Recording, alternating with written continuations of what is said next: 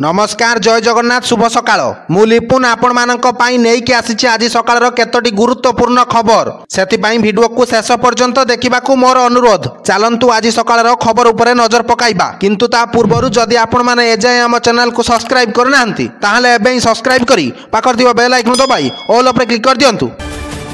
भिजिब रज 18 पर्यंत प्रबल वर्षा तेबे आसंता 18 तारिख सुधा उत्तर ओडिशा और झारखंड उपरे एक घूर्णिबलय सृष्टि हेबा संभावना रही द्वारा मौसुमी सक्रिय हो पारे तेणु आसंता 24 घंटा मध्यरे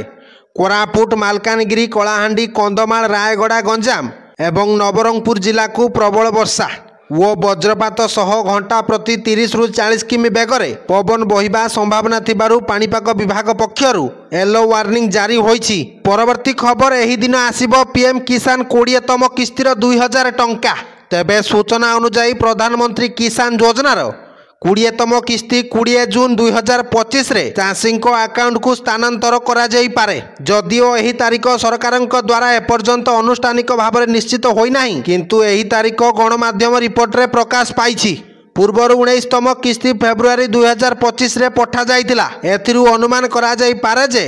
परवर्ती किस्ती 3 मास परे अर्थात जून मासरे जारी करा जाई पारे। Bureau report Odisha news.